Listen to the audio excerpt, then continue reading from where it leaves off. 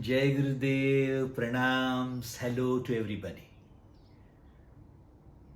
Today is the third session we are about to begin, and those who have already attended the first two sessions, they already know we are in the process of exploring different sections of our own life. And for exploration of those different sections and the importance of these sections in your own life, I want to once again remind you of that bird's eye view of looking at your own life. What I mean is, if you look at your own existence for millions and millions of lifetimes, that process of evolution has gone on for you to be here today.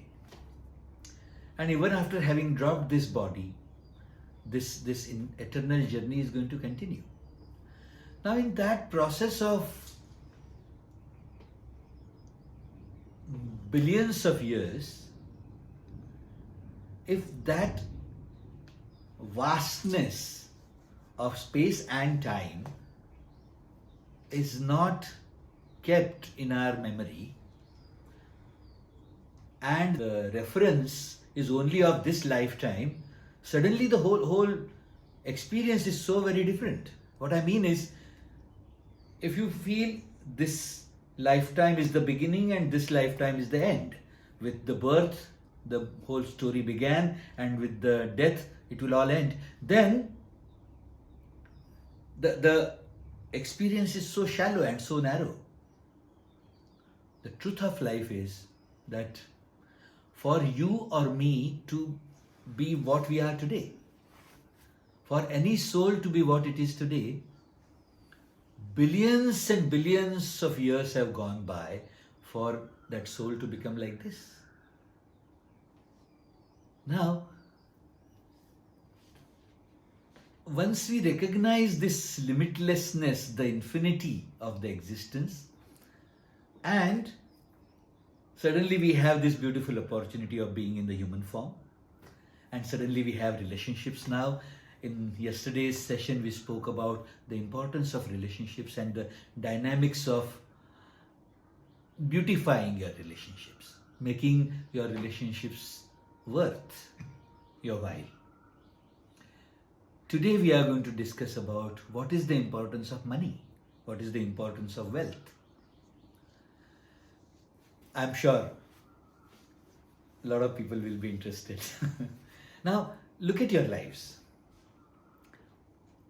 Because we are so sure money is so important, we need to do our jobs or businesses, the money earning processes. We call them artharjan. Now, I'm saying, let us look at what is the importance of money. In Sanskrit language, wealth, money, all kinds of abundance, they are worshipped in the form of Lakshmi. Devi Lakshmi. What is the importance of Lakshmi, goddess Lakshmi? I would say it has the ability to open doors for you to do whatever you want to do in your life. I'm saying whichever direction you want to take your life to, money, wealth has the potential to pave the ways for you. Now my point is, wealth, money can open doors for you to take your life to where you want to go, to do what you want to do in your life. My question is, what is it that you want to do? What is it that you want to achieve? I'm saying, if you have understood dharma, once again let me remind you of what we have covered in the first and the second video yesterday and day before. There are three directions from which you seek happiness, seek joy, seek pleasure. First is the outer world pleasure, the people, situations and things. By accumulating people, situations or things, by these three outer world sections, you feel your life will be worth. You feel the sense of satisfaction, sense of fulfillment, sense of success or failure, sense of security. When we attach our security with the outer world, look at that illusion connected with them. Till we possess something, it gave you an illusion of joy. As soon as you possessed it, as soon as you got your hands on it, poof, the soap bubble always burst. So the outer world illusion of sukha, the pleasure, is always called maya. Illusion, mirage. You are so sure water is there. You could see it right at the horizon. But as soon as you walk towards it, you reach that spot, it never quenched your thirst. The water always went further away. That is the game of the outer world, the game of maya. The second direction is the game of five senses, where limited amount of joy but long-term drop of energy. Through all these five senses, we have discussed in detail in the first and the second videos. The third direction is of sadhana, satsang and seva, the sattvic sukh, where initially you have to put effort and then you get a treasure of joy and happiness and bliss and blast of energy, and your whole consciousness completely changes its states, expands to the level that you want to expand it at. It's all your choice. My point is, the wealth, the money, has the ability to open doors for you in whichever direction you give your mind to. That's the power of money. Now, look what it can do. Imagine a simple example of dollar a day program that Gurudev has given us. What a beautiful program it is. Dollar a day gives you an opportunity of what? $365 being donated to take care of one child, and in those $365, one child gets education for the whole year with the uniform that they get to wear, with the books, shoes, all other expenses. Imagine the same $365 being spent in a party somewhere for alcohol, for some food, some decadence. The same amount of money created extraordinary value when it was given for a particular activity of seva, and the same amount of money created demerit, created disaster when it is sent in the wrong direction. My point is, money, wealth, generates value when it gets translated in some experience. That's my point.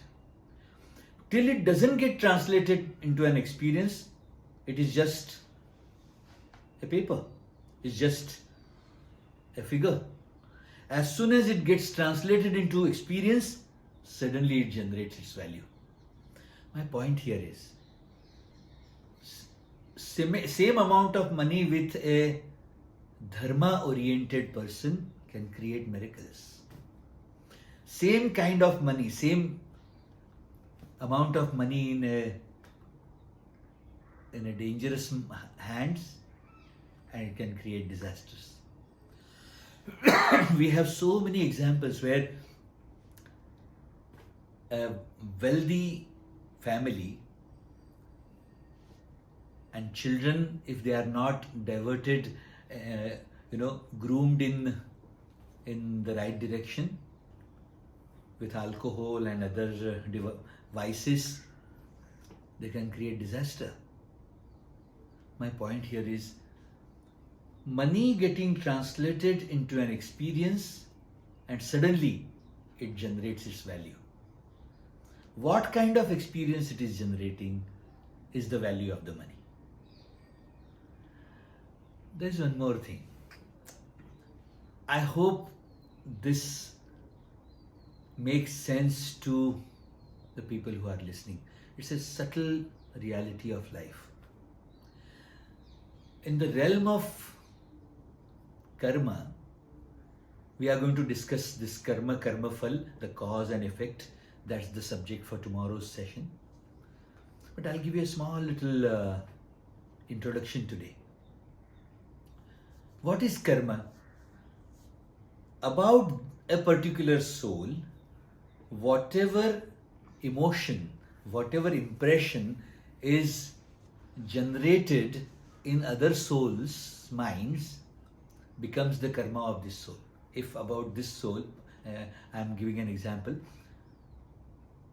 what other people feel about this soul is the karma of this soul. We are going to discuss in detail tomorrow. Now, when money and wealth is extensively exhibited, look what it manages to trigger in people's minds about you. If you are exhibiting a lot of wealth, all you attract from people is almost negative emotions and jealousy, and people feel you are being snobbish and showing off, and nobody likes that egoistic behavior. Imagine you have this beautiful wealth that can be utilized for creating transformation, and if you are utilizing it for impressing people and creating your own image, and just look what it is creating for yourself. And that's precisely why in our ancient scriptures, in the guidelines of spirituality, they have always guided us not to exhibit your strengths too much. Be humble about it. Be almost low key. Let people not see that superiority complex in you. I'm saying, if you understand superiority complex, why do you have this need to portray yourself superior and create your image using your money? I would say you should go deep within. You will see there is some lack somewhere. If your heart is not full of love, devotion, celebration, that sense of lack makes you want to impress others. And for that, the money is used. I'm saying, what's the point? Are you able to create what you want to create? Are you able to win friends? Are you able to trigger love in people? Or people are just maybe getting impressed a little bit? Maybe they will massage your ego for a little while, but as soon as your back will turn, they complain. My point is, money has this ability to create what you want to create. I am saying, what is it that you want to create for yourself? For that you should earn money. For that you should spend money.